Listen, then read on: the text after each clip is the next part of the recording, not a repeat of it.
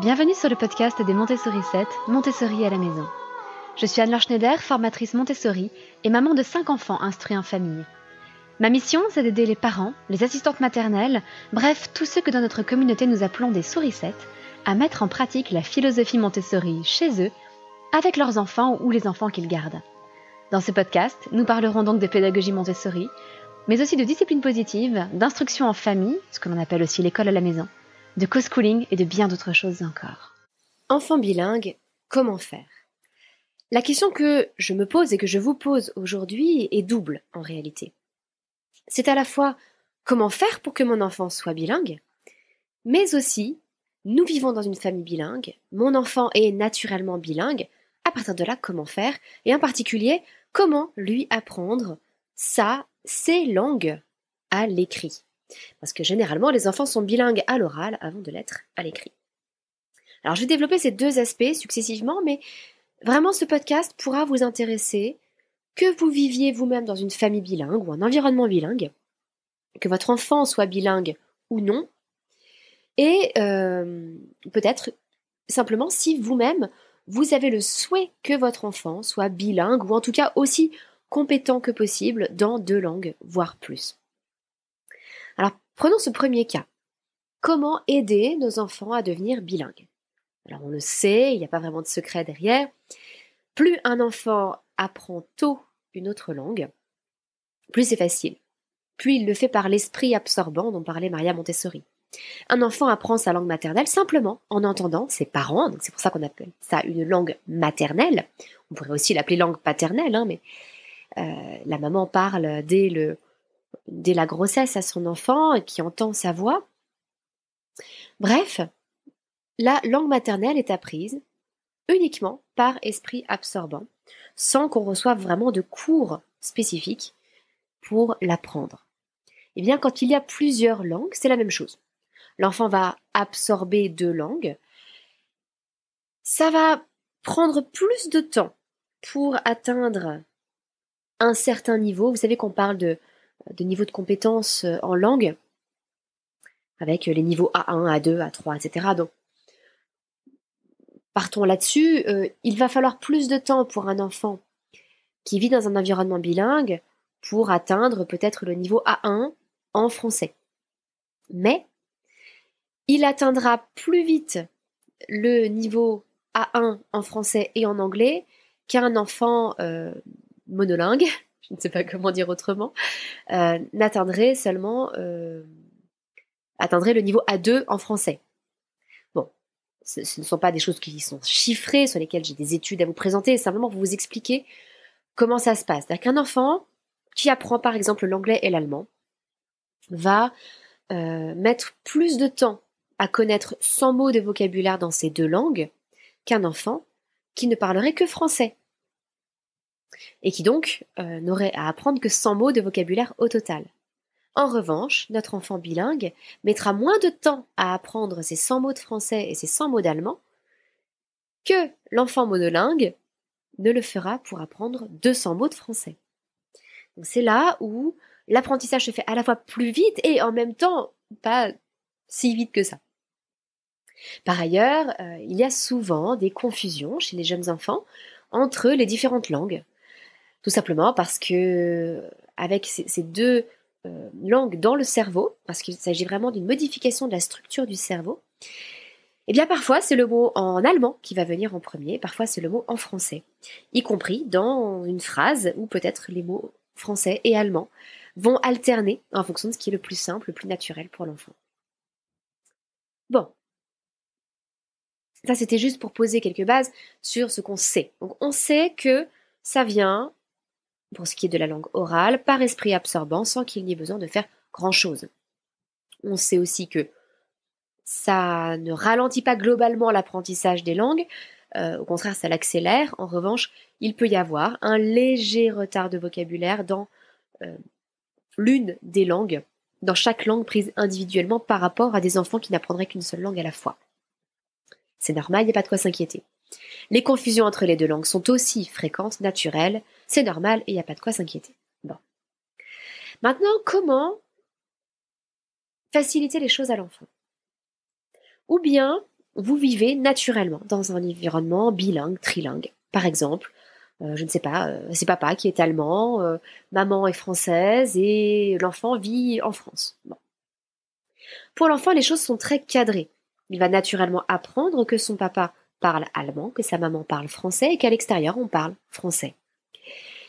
C'est important autant que possible d'essayer de préserver ces distinctions. Donc, autant que possible, encore une fois, l'idéal serait que le papa ne parle que l'allemand en présence de l'enfant et que la maman ne parle que le français en présence de l'enfant. Ça va aider l'enfant à faire le tri entre deux catégories de vocabulaire. Les mots qu'utilise maman, les mots qu'utilise papa. Plus tard, ces catégories prendront un autre nom, un autre sens, le français et l'allemand. Tout ça va simplifier les choses pour l'enfant. De même, si on a un enfant peut-être trilingue, avec maman qui est italienne, qui parle italien, papa qui parle anglais, et tout ce petit monde vit en France, eh bien, l'enfant va apprendre qu'il y a trois contextes. La langue que lui parle papa, la langue que lui parle maman, et la langue qu'on parle à l'extérieur, dans la société, tout simplement. Et peut-être que papa et maman parleront français dans la société. C'est normal. L'enfant va comprendre ça, cette distinction, que le langage qu'ils emploient avec l'enfant n'est pas le même que le langage qu'ils emploient avec les autres.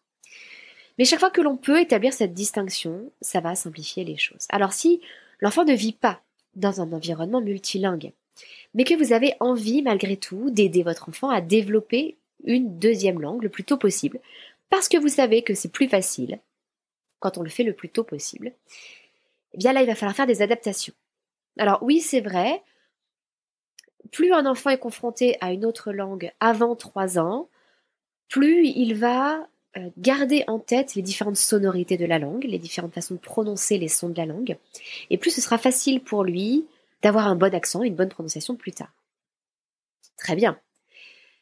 Sauf que les choses sont beaucoup moins évidentes à cadrer et chaque langue est plus difficile à mettre dans une case spécifique lorsque la famille n'est pas spécialement bilingue ou que la famille n'a pas une langue différente du pays dans lequel elle vit.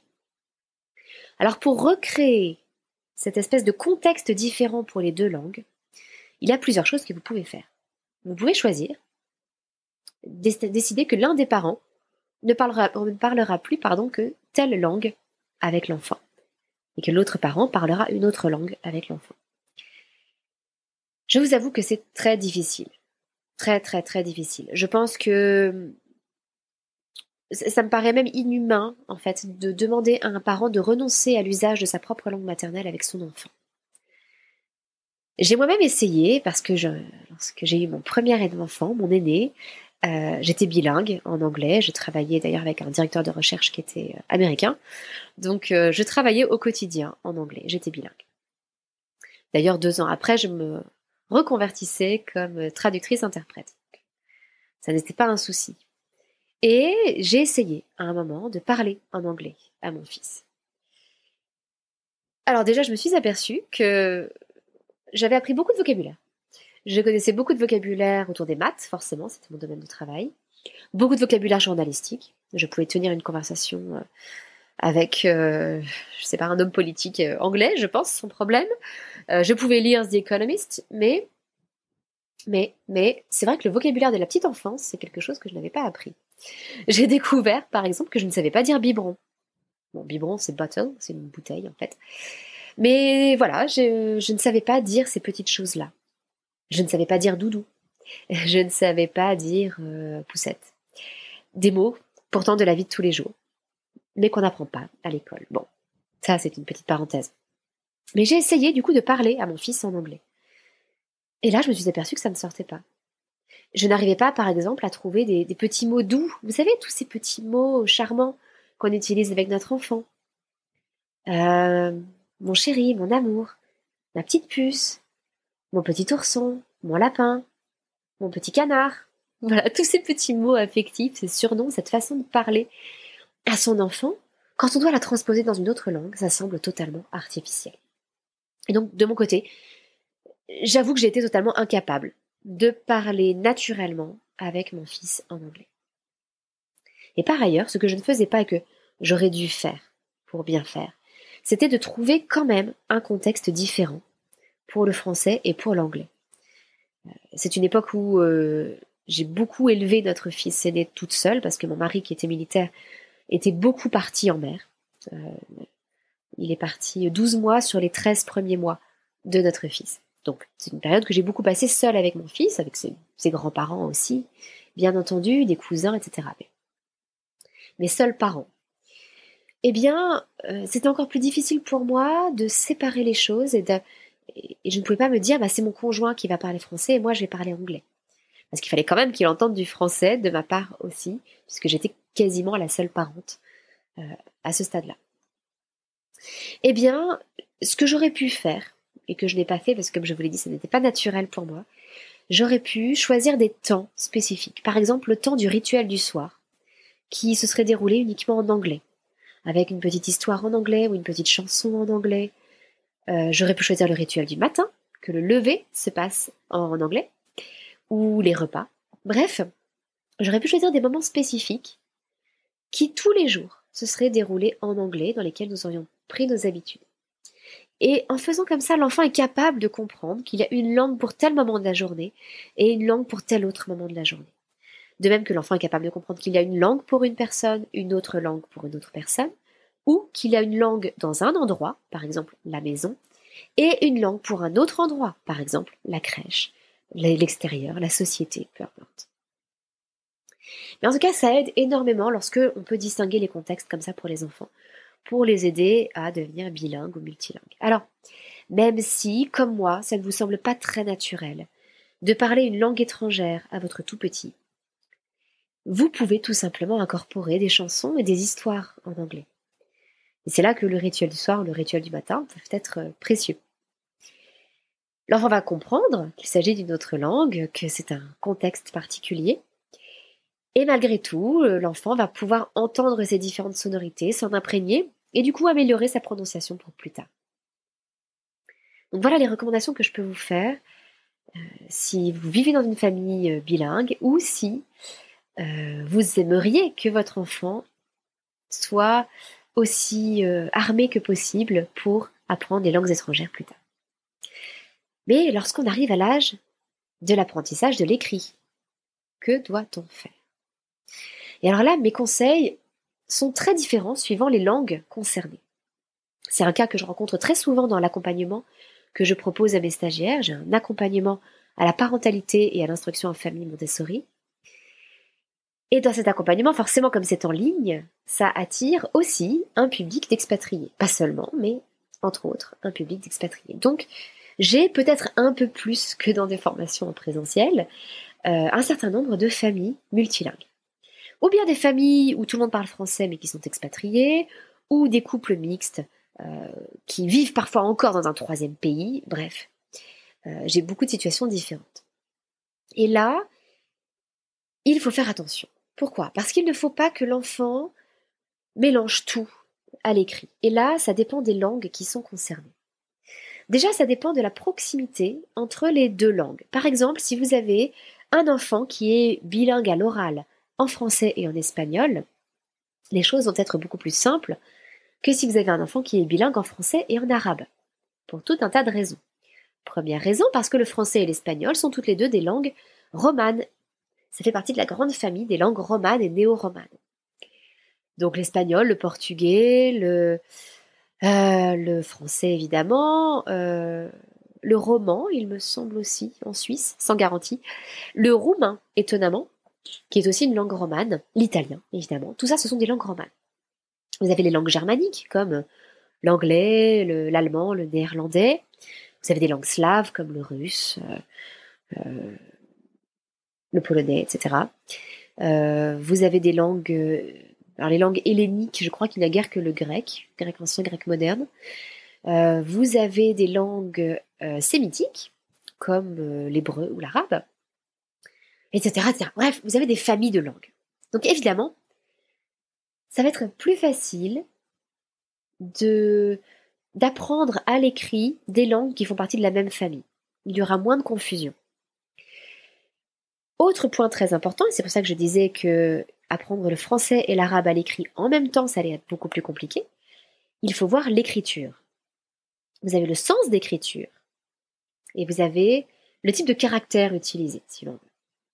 Alors c'est évident qu'entre l'apprentissage du français qui s'écrit de gauche à droite et qui s'écrit en alphabet latin et l'apprentissage du russe qui s'écrit aussi de gauche à droite mais dans un alphabet cyrillique, il y a déjà une difficulté supplémentaire.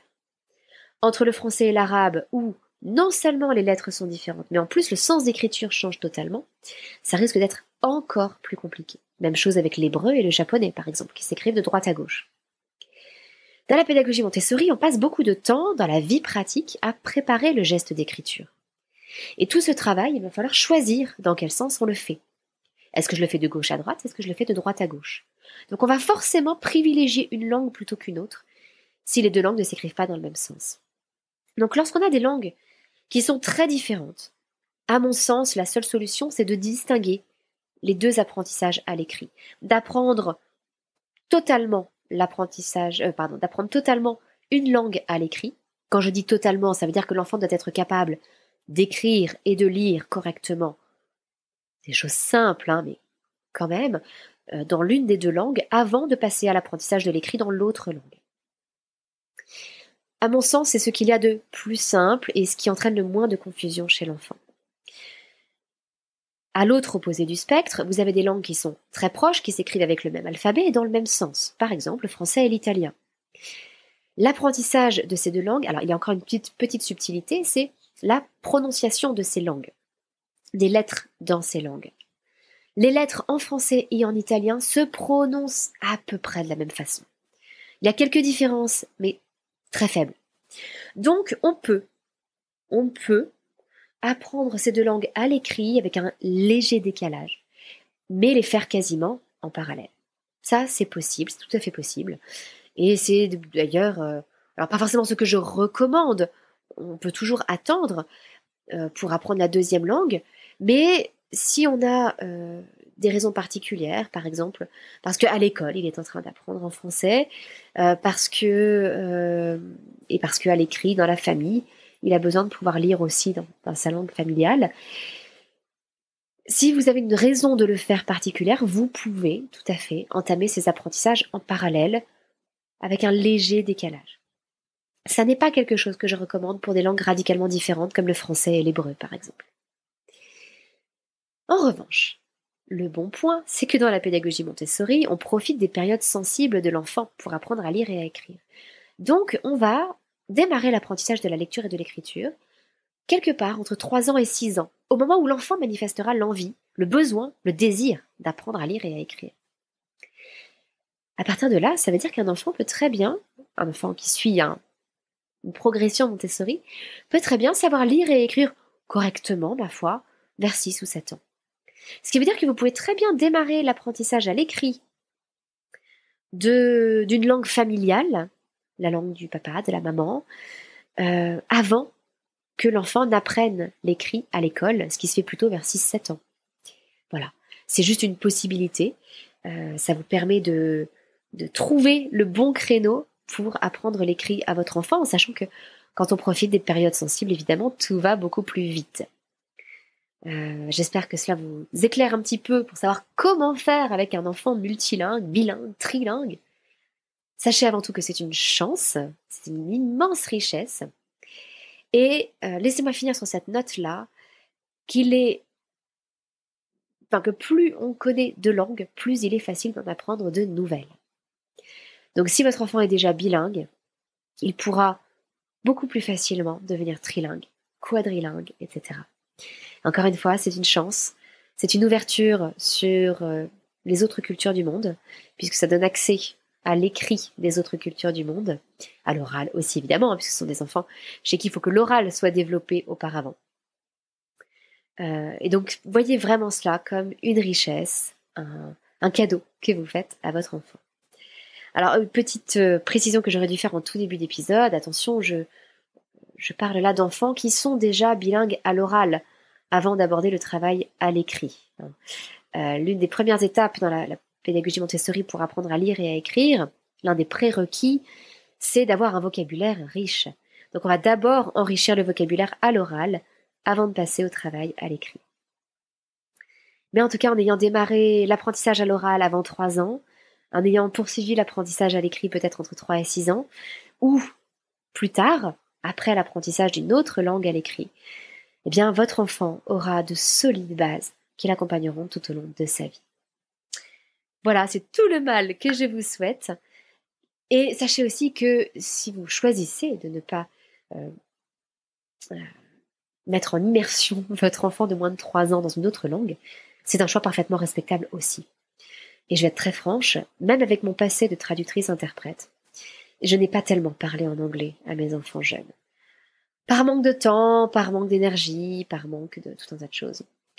Je leur ai lu quelques livres en anglais, mais j'avoue que ça s'est à peu près arrêté. C'est pas grave, ils apprendront plus tard, ils continuent à apprendre, ils travaillent l'anglais maintenant qu'ils sont plus grands. Et ma foi, c'est un choix respectable comme un autre. Donc aucune culpabilité si votre objectif n'est pas que votre enfant soit bilingue très tôt. Aucun problème là-dessus. Bon, c'est tout pour cette semaine. Je vous souhaite une excellente journée et je vous dis à très bientôt. Votre petite sourisette, Anna.